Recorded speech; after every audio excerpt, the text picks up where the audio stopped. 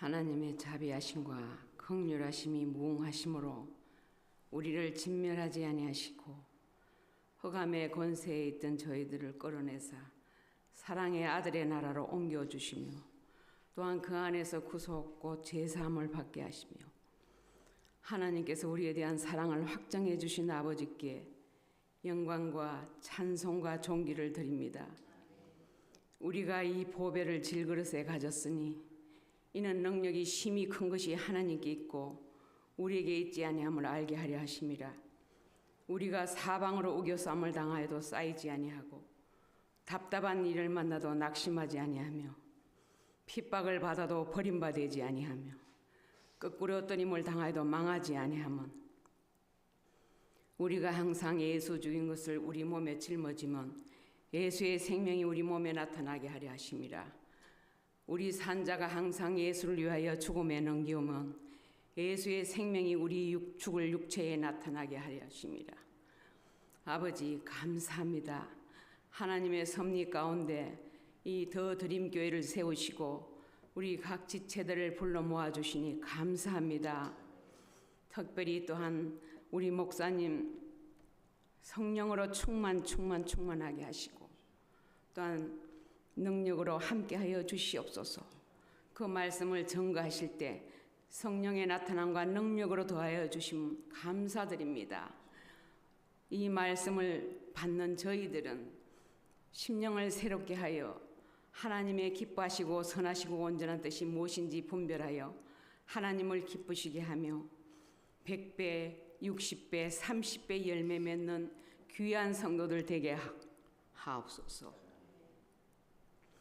아버지, 이 교회에 속한 아버지 장로님으로부터 권사님, 집사님, 또한 여성교회, 또한 청년들, 또 유소아부까지 주님 한 사람 한 사람 주님 지켜주시옵소서.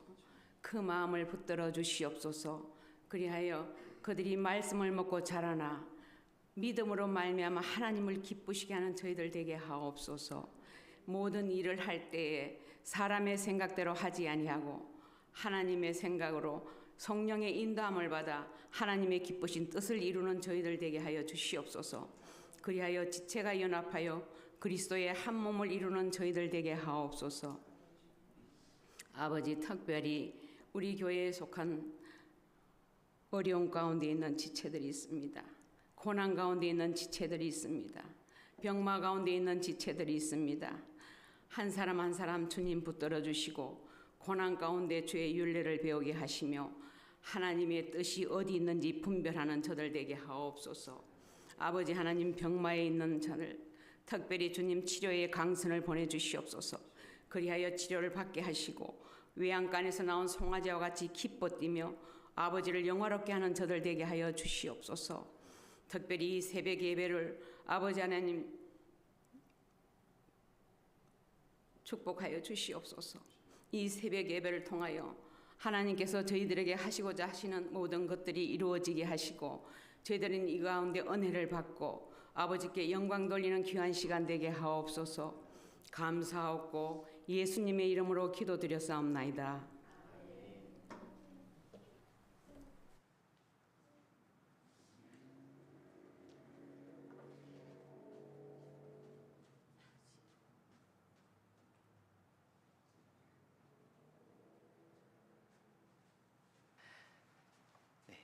감사합니다.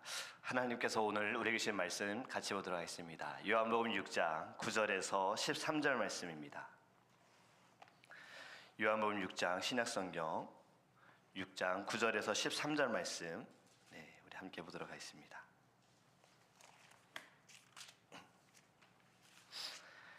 우리 함께 읽도록 하겠습니다. 여기 한 아이가 있어 보리떡 5개와 물고기 2마리를 가지고 있나이다. 그러나 그것이 이 많은 사람에게 얼마나 되겠사옵나이까?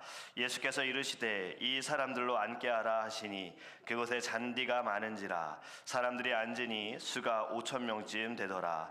예수께서 떡을 가져 축사하신 후에 앉아있는 자들에게 나눠주시고 물고기도 그렇게 그들의 원대로 주시니라. 그들이 배부른 후에 예수께서 제자들에게 예수께 이르시되 남은 조각을 거두고 버리는 것이 없게 하라 하심으로 이에 거두니 보리떡 5개로 먹고 남은 조각이 12바구니에 찼더라. 아멘. 할렐루야. 하나님께서 주신 말씀을 통해 오늘도 또 하나님 올해도 우리 승리하기를 주님의 이름으로 축복합니다. 네. 오늘 또 개인적인 사정이 있으셔서 출장 가신 또 성도님들도 계셔서 지금의 자리가 어제보다는 좀 비어 있지만 온라인으로 예배를 드리고 계시기 때문에 우리의 영은 이곳에서 함께 한 마음으로 예배하는 줄 믿습니다. 안전하게 잘 다녀올 수 있도록, 또 지금 북쪽에는 눈이 너무 심하게 온다 그러잖아요. 잘 다녀올 수 있도록 우리 계속 기도해 주시길 바라고요. 우리 성도님들의 건강을 위해서도 기도해 주시기를 바랍니다. 네, 저도 그 크리스마스 때 크리스마스 끝나고 수련회 다녀오고 성부형신 예배 드리고 그러다 보니 목이 좀 잠겼어요. 여러분 건강 위해서 저를 위해서도 기도해 주시기를 부탁을 드립니다. 네, 오늘 말씀 우리 함께 나누기 원합니다. 여러분 예수님의 말씀을 듣기 위해서 또 예수님의 기적을 보기 위해서 많은 사람들이 예수님을 늘 따라다녔습니다. 오늘 읽은 말씀도 예수님을 따르는 무리가 너무 많았어요. 그런데 여기에서 좀 저에게 이것이 좀 은혜가 되어지는 것이 무엇이냐면 시간이 가는 줄 모르고 예수님의 말씀을 들었다라는 거예요. 시간이 가는 줄 모르고 예수님과 함께 했다라는 거지요. 저에게 말씀의 능력을 주셔서 하나님의 말씀을 잘 전달할 수 있도록 여러분 기도해 주시고, 여러분들도 시간이 가는 것을 모를 정도로 하나님의 말씀을 듣기를 간절히 원합니다. 요즘은 주일에 몇 번 예배를 드려야 하기 때문에 예배 시간이 좀 정해져 있어요. 그러다 보니 순서를 줄이거나 설교의 시간이 정해져 있습니다. 그런데 예전에는 그렇지 않았어요. 예전에 설교의 시간이 어땠습니까? 저 어릴 때도요, 목사님 설교 말씀이 짧아야 40분, 길면 1시간 반. 부흥회 때는 어땠습니까? 부흥회 때는 막 2시간도 넘게 말씀을 전하시고, 말씀 전하시다가 찬양하시고, 말씀하시고, 기도하시고, 찬양하시고, 이러다가 뭐 3시간이 넘은 적도 있잖아요. 또 부흥회 예배 드릴 때에는 의자도 아니었습니다. 방석에 앉아가지고 예배를 드려야 된다 그러니까 다리에 막 쥐가 날 것 같아가지고 이렇게 앉았다가 저렇게 앉았다가 다리도 폈다가, 그래도 여러분 끝까지 자리를 지켰잖아요. 저는 개인적으로 이러한 모습과 마음은 달라지지 않았으면 좋겠어요. 하나님의 말씀을 듣고 예배함에 있어서 시간이 길다가 아니라 왜 이렇게 짧지? 왜 이렇게 예배가 일찍 끝났지? 왜 이렇게 말씀이 짧지? 더 찬양하고 싶다, 더 기도하고 싶다, 더 말씀 듣고 싶다. 이것이 우리 안에 있기를 간절히 원합니다. 말씀을 듣지 않으면 난 죽어. 이러한 심령이 있을 때, 사모하는 마음이 있을 때 하나님께서는 더 큰 은혜를 우리 가운데 부어 주실 줄 믿습니다.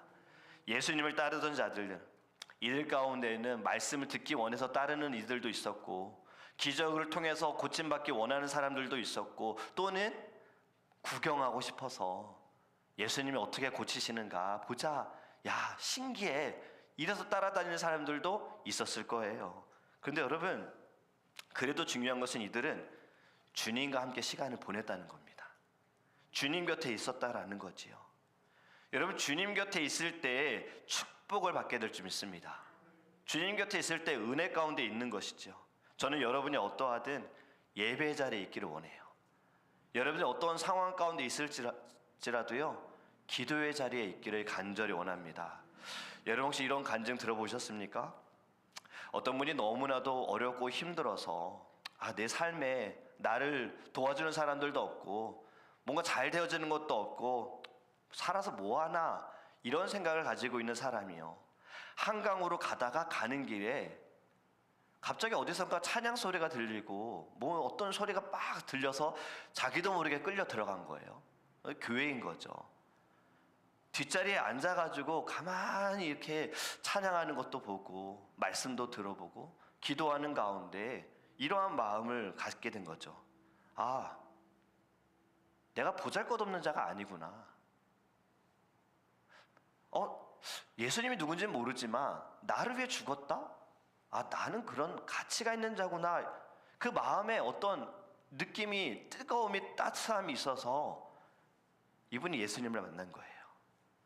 그래서 마음을 고쳐먹고 교회에 출석하게 되어지고 예배를 드리다가 인격적인 주님을 만나게 되고 세례를 받고 직분도 받게 되면서 삶이 달라졌습니다. 저는 이런 간증을 여러 번 들었습니다. 제가 아는 어떤 분은요, 술 먹고 가다가 뭔가 화려한 불빛과 소리를 듣고서 술집이라 생각하고 들어가셨는데 나올 수 없는 상황에 계속 앉아 있다가 거기에서 또 예수님을 만나셔서요, 집사님 되신 분의 간증도 저는 들어봤어요. 여러분, 예수님이 행하시면요 어떻게 우리를 이끄실지 모른다라는 거예요. 그리고 또 중요한 것은 예수님 곁에 있을 때 예수님께서 새롭게 하여 주시고 예수님이 우리의 삶을 책임져 주실 줄 믿습니다. 우리의 교회에도 이러한 일이 많이 일어나기를 간절히 원합니다. 교회 앞을 지나가다가 우리 더드림교회 간판 보고 또 불 켜져 있는 거 보고서 자신도 모르게 끌려와서 이곳에 앉아서 예배할 때 주님 만나는 은혜가 있기를 간절히 원합니다. 여러분, 예수님을 따르는 수많은 사람들이 배고파할 것 같아서 예수님이 빌립에게 말씀하시죠. 어디에서 빵을 구해가지고 와서 이 사람들을 먹여야 되지 않겠느냐라고 말씀하세요. 여러분, 예수님이 사시던 이 시절은 공장이 없습니다. 그렇다면 빵은 어떻게 만들었을까요? 수작업입니다. 사람들이 일일이 하나씩 빵을 만들어야 됐어요. 작업을 하기 위해서는 시간도 오래 걸렸고요, 많은 빵을 만들 수 있는 상황도 아닙니다. 제자 빌립은 계산이 굉장히 빠른 사람인 것 같아요. 저하고는 좀 완전히 반대예요. 저는 수학이나 산수에 너무 약하거든요. 계산하는 거 별로 좋아하질 않아요. 그것 때문에도 제가 문과를 간 건데, 빌립은 계산이 얼마나 빠르냐, 예수님의 말씀에 바로 이렇게 대답합니다.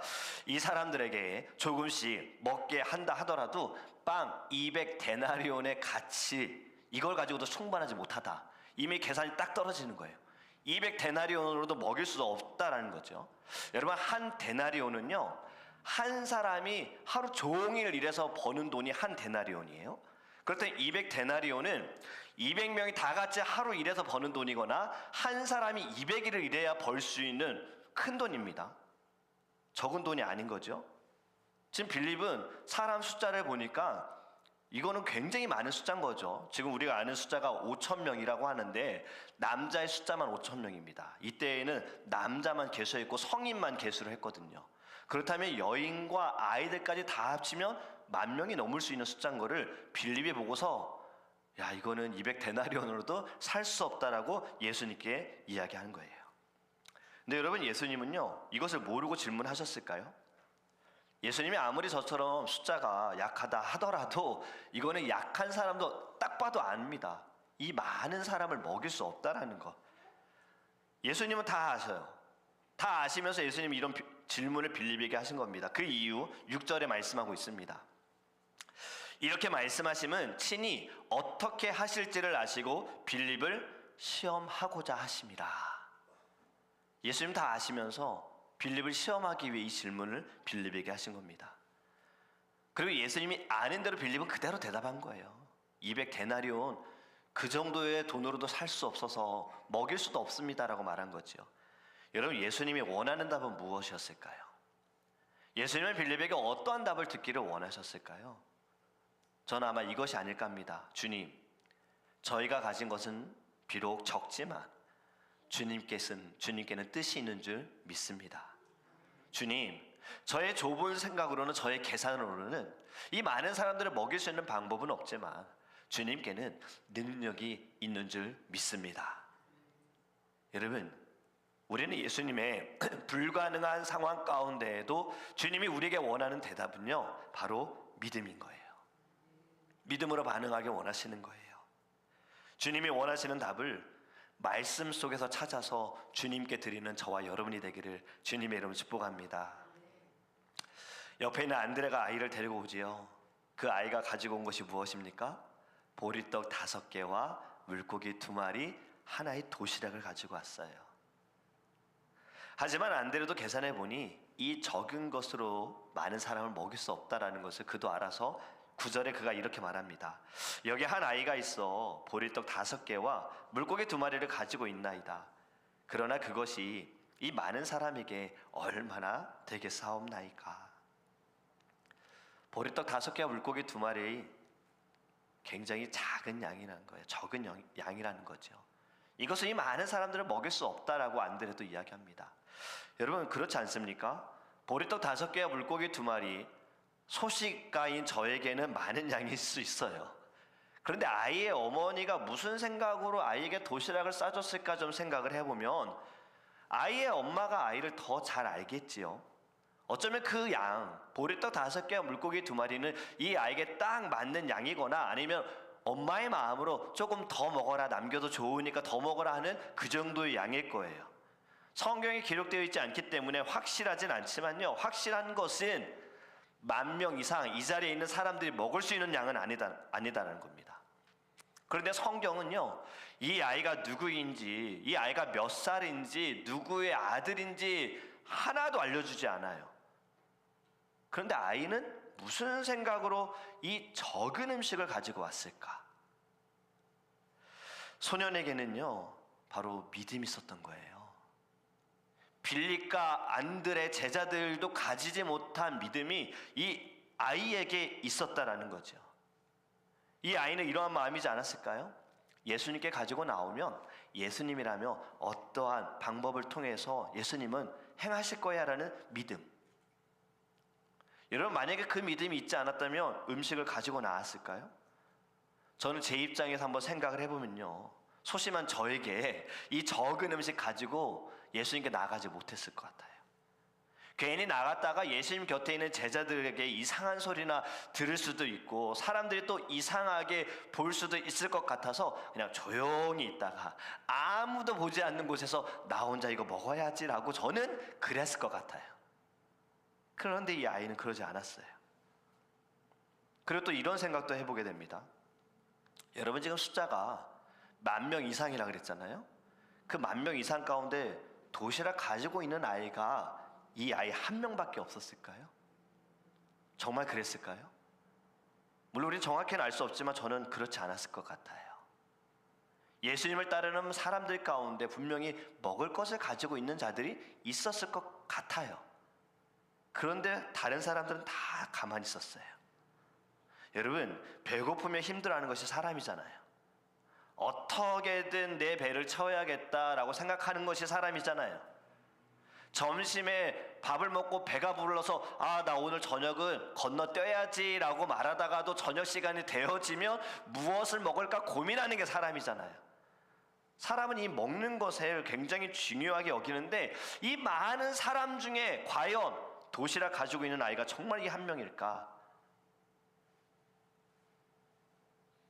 정확한 답을 저는 알려드릴 수는 없습니다. 왜냐하면 성경에서 말씀하고 있지 않기 때문에. 저의 개인적인 생각이지만 저는 분명히 있을 것 같아요.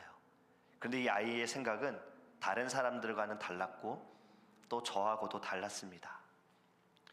여러분, 이 소년이 가지고 온 이 하나의 도시락, 보리떡 5개와 물고기 2마리는요, 그냥 이 아이가 가져온 일반 도시락일 수 있으나 사실 이 아이는요, 예수님께 도시락을 드린 것이 아닙니다. 이 아이는 예수님께 마음을 드린 거예요. 자신의 마음을 드린 거예요. 자신이 먹을 것을 내려놓고 예수님께 드린 거예요. 예수님을 향한 이 마음을 가지고 온 거지요. 예수님은 항상 사람들을 대하실 때 어떻게 보십니까? 겉으로 보지 않으시고 그 중심을 보시고 믿음을 보시잖아요. 병든 자를 고치지 못하는 제자들에게 예수님은 이렇게 말씀하셨죠. 믿음이 적은 자예요. 병 고침을 원하는 사람들이 왔을 때 예수님은 또 이렇게 말씀하시죠. 네 믿음대로 될지어다. 예수님은 이 아이의, 이 소년의 믿음을 보셨습니다. 이 아이의 작은 헌신을 보시고요, 예수님은요, 크신 일을 행하신 거예요. 어떠한 일을 행하십니까? 떡을 가지고 드셔서 축사하시고 기도하시고 제자들을 통해 나누어 주었어요. 모두가 다 배부르게 먹고 남은 떡을 모아보니 12광주리 바구니에 모였다라고 말씀합니다. 우리가 잘 아는 오병이의 기적, 여러분, 예수님이 행하신 이 오병이의 기적 어디에서 시작이 됐습니까? 바로 이 아이의 작은 헌신에서 시작이 되어졌습니다.